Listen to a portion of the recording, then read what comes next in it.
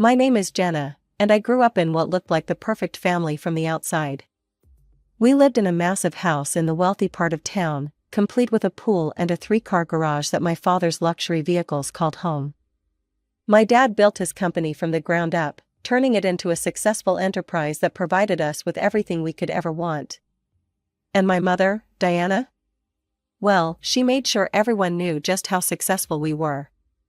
"Darling, I simply must have this new Gucci bag," I'd hear Mom say to Dad at least once a week. "Everyone at the country club has one, and I can't possibly show up with last season's model again." Dad would just smile, pull out his credit card, and hand it over without a word. That's how it always went, Mom asking, Dad giving. She didn't work a day in her life, but she sure knew how to spend money. Every month brought new designer clothes, spa treatments, and trips to exotic resorts where she'd post endless photos on social media. Meanwhile, I spent most of my time with a rotating cast of nannies. We went through them like Mom went through handbags. None of them ever seemed good enough for her. I remember one nanny in particular, Miss Sarah. She was different from the others. She actually cared about me, not just her paycheck. She'd help me with my homework, read me stories, and even taught me how to bake cookies. But like all the others, she didn't last long. I caught her wearing one of my silk scarves, Mom announced one day, though I knew for a fact that Miss Sarah would never do such a thing. "We simply can't have staff who don't know their place." I was 14 when everything changed. Dad had been working late more often than usual, trying to close a big deal.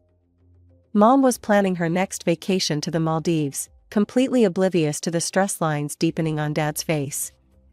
Then one night, the phone rang. I can still hear Mom's scream echoing through our marble hallways. Dad had collapsed at his office, a massive heart attack, they said. By the time the ambulance arrived, it was too late. Just like that, my father was gone, and our perfect world began to crumble. The funeral was a blur of black dresses and sympathetic murmurs. I stood there, numb, watching Mom put on a show for all the guests. She was the grieving widow, playing her part perfectly, but I could see the panic in her eyes. Not because she'd lost her husband, but because she was about to lose her lifestyle. The day Mom walked into Dad's office and sat in his chair, I knew we were doomed. She spun around in it a few times, straightened her designer blazer, and called all the department heads for a meeting. I watched from the doorway as she tried to channel her inner CEO, but all I saw was a desperate woman playing dress-up. "I've learned everything about this business from my husband," she announced to the room full of skeptical faces.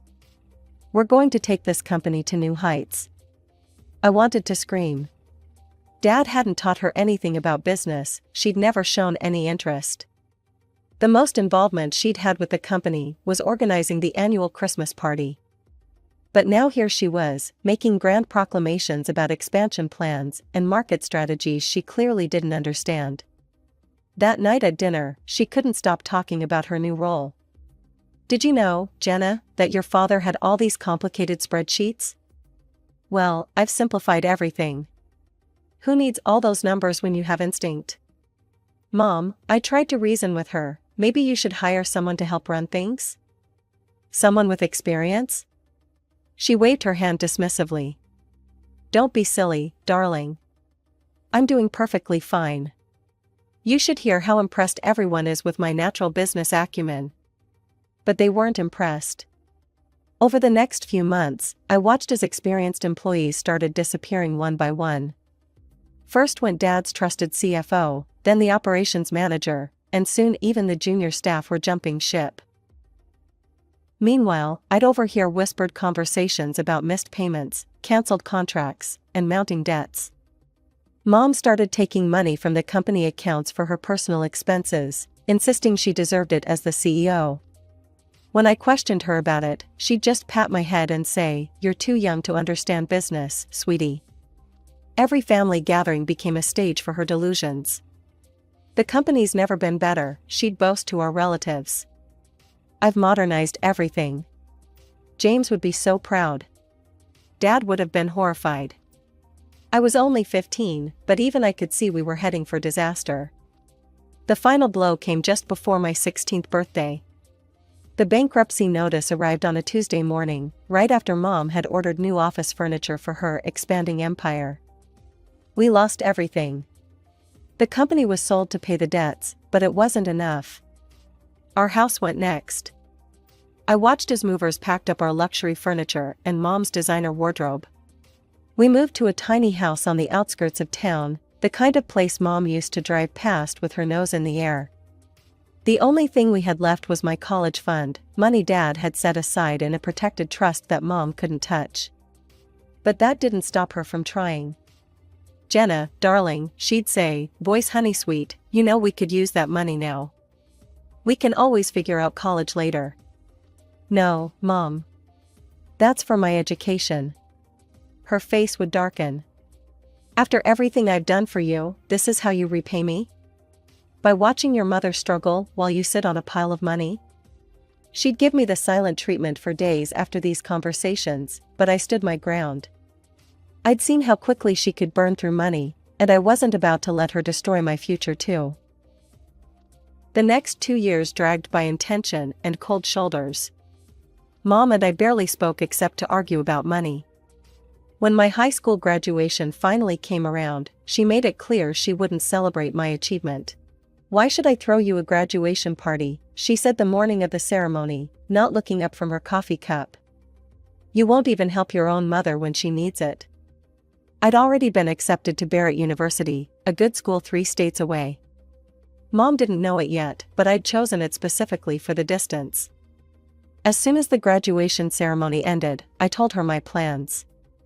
"You're abandoning me?" she gasped, clutching her chest dramatically. "After everything?" "I'm not abandoning you, Mom. I'm going to college, like Dad wanted." The dorm room at Barrett was tiny compared to my old bedroom, but it felt like paradise. No more guilt trips, no more silent treatments, no more walking on eggshells. I stretched my dad's money as far as it would go, cheap meals, used textbooks, no spring break trips. Every holiday, I'd make the obligatory phone call home. "Hi Mom, how are you?" "Oh, surviving, barely," she'd say with a sigh. "Unlike some people, I don't have a trust fund to live off of." She never called me first. Not once in 4 years. But I didn't care, I was too busy building my own life. I graduated with honors, landed a job at Thompson and Associates, and found a small apartment in the city. Work became my focus, and I was good at it. Really good. Within 2 years, I'd been promoted twice. Then came that phone call. It was Christmas, and I was doing my usual check-in. "The heating's broken again," Mom complained. "I can barely afford groceries, let alone repairs. But don't worry about me, I'll just wear 3 sweaters and eat crackers." Something in me shifted. Maybe it was because I'd just gotten another raise, or maybe I was just tired of the guilt. But I heard myself say, "I'll come visit next week." I flew home with a plan. The house looked worse than I remembered, peeling paint, broken gutters, ancient carpet. Mom opened the door wearing that martyred expression I knew so well. "I'm doing well at work," I told her over coffee. "I'd like to help. I can give you $1,000 a month, and we can fix up the house a bit." Her eyes lit up like I hadn't seen in years. Within weeks, the house had fresh paint, new carpets, and working heat. Our new routine started slowly. Mom would call with an invitation to dinner, her voice warm and enthusiastic. "Jenna, sweetie, I was thinking we could try that new Italian place on Mason Street. Nothing fancy, just a nice family dinner. I've invited Aunt Carol and Uncle Pete." These dinners became our thing. Mom would pick modest restaurants, places where the entrees didn't break $30 and the wine list fit on one page. Sometimes it was just us, other times she'd invite her sister Carol, or her old friend Martha, or Uncle Pete. The bill usually came to around $200, which I always picked up without hesitation. I still remember the first time Mom bragged about me at one of these dinners. We were at Luigi's, a cozy family-owned place with checkered tablecloths and candles stuck in Chianti bottles. "Did I tell you," Mom announced to Aunt Carol, beaming with pride, "that Jenna just landed the Anderson account?" The biggest client in her firm's history. My daughter's a real powerhouse in the business world. Takes after her father that way. It felt good. Different from the way she used to brag about me as a child, when I was just another accessory in her perfect life. This time, she was genuinely proud of what I'd accomplished on my own. The dinners became more frequent. Mom would call every couple of weeks, suggesting new places she'd heard about. Never anything extravagant, she seemed to understand the unspoken boundary there. She'd invite different combinations of relatives and friends, small groups who were always grateful and never presumptuous. Meanwhile, my career continued to flourish. I closed bigger deals, earned larger bonuses, and finally had enough saved for a down payment on my own place.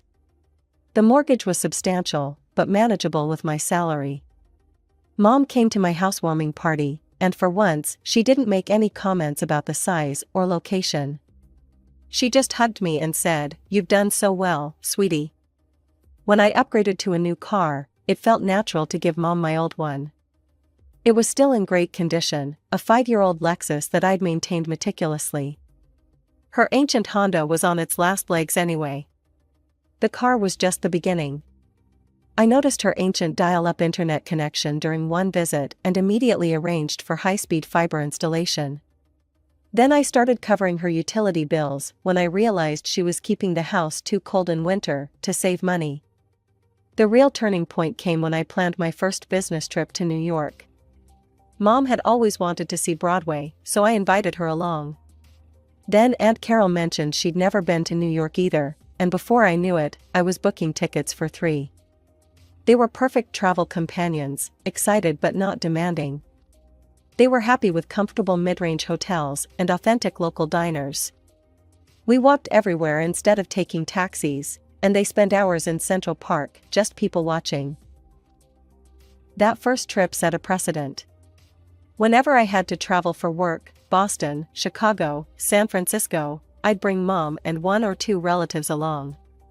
They'd entertain themselves while I was in meetings, we'd meet for dinner, and on my free days, we'd explore together.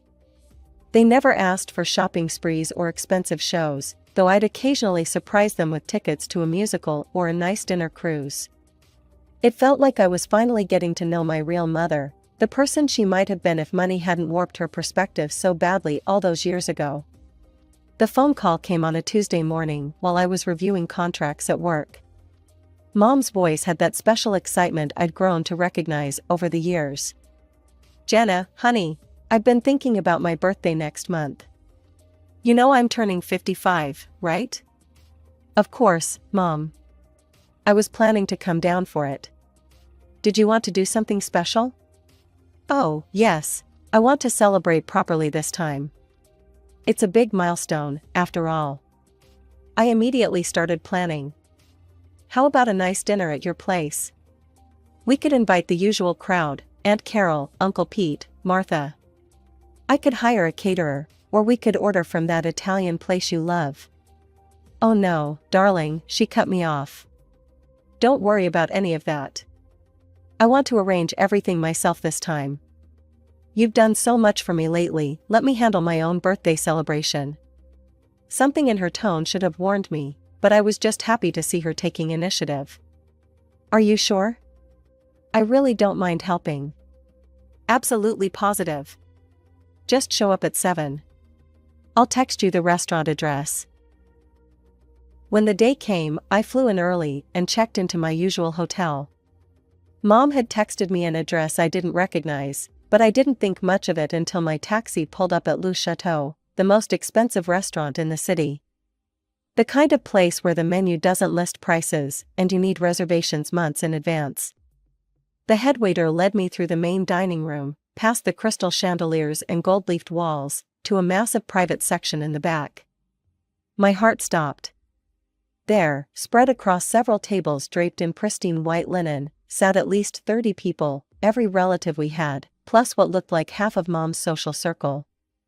"Jenna," Mom rushed forward, tears gleaming in her eyes. She wrapped me in a tight hug that smelled of her favorite expensive perfume. "I'm so happy you're here." Stunned, I let myself be led to a seat. Aunt Carol reached across the table and squeezed my hand. "You're such a wonderful daughter," she gushed. "Your mother couldn't stop talking about how you insisted on throwing her this amazing party. The foie gras is divine, and I hear the Wagyu beef is coming up next." The room seemed to spin as realization hit me. Mom hadn't just arranged her own birthday party, she'd arranged an extravagant celebration that she expected me to pay for, without even telling me about it. My stomach churned as I watched plate after plate of obscenely expensive food arrive at the tables. Waiters glided between guests, pouring $500 bottles of wine like it was tap water. I spotted Japanese Wagyu beef that I knew cost $400 per serving, imported caviar, whole lobsters flown in from Maine. A quick mental calculation made me dizzy. $8,000, at least. Maybe more. Aunt Carol stood up, champagne flute in hand, gently tapping it with her silver spoon. The crystal ring echoed through the private dining room as conversations died down. "I'd like to make a toast," she announced, her face glowing. "To my wonderful niece, Jenna. Your generosity tonight shows just what an amazing daughter you are.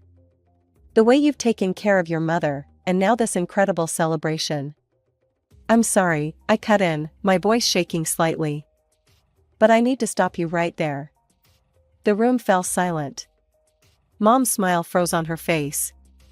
"I didn't arrange this dinner," I continued, looking around the room. "I didn't choose this restaurant.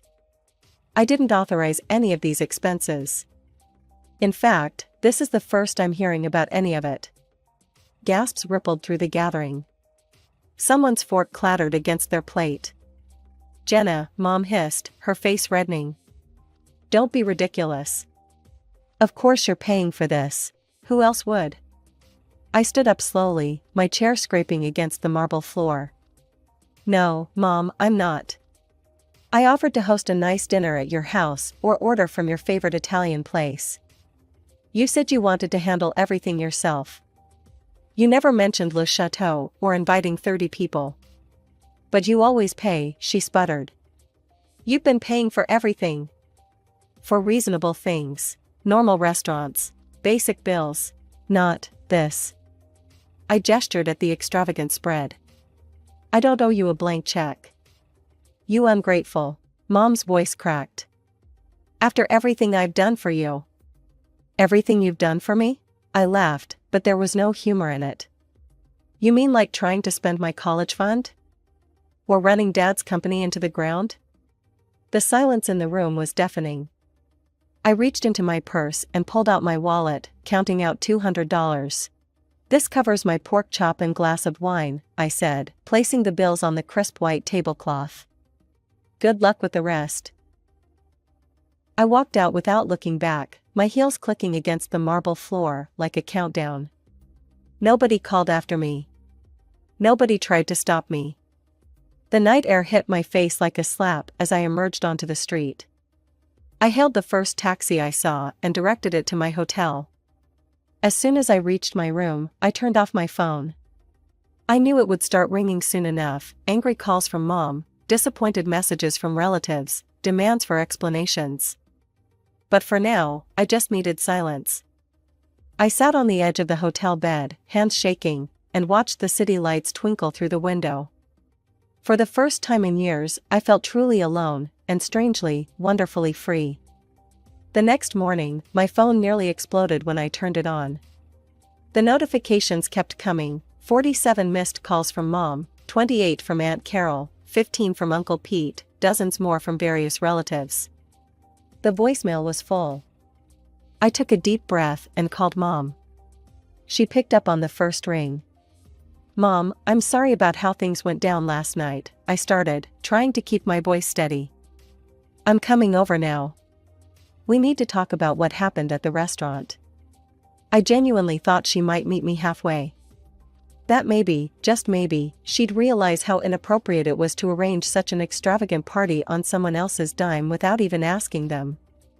I couldn't have been more wrong. "How dare you!" Her shriek was so loud I had to hold the phone away from my ear. "You selfish, narcissistic, ungrateful thing. Do you have any idea what you've done?" Mom, if you just told me about. You completely humiliated me. In front of everyone. Do you know what happened after you stormed out like a spoiled brat? Everyone had to chip in $400 each to cover the bill. $400. The total came to $12,000, $12,000. And you, with all your money, couldn't even be bothered to pay for your own mother's birthday. You greedy bastard. My head spun. $12,000. They'd ordered even more after I'd left. You think I'm greedy, Mom? Fine. I'll show you greedy. I hung up mid-rant.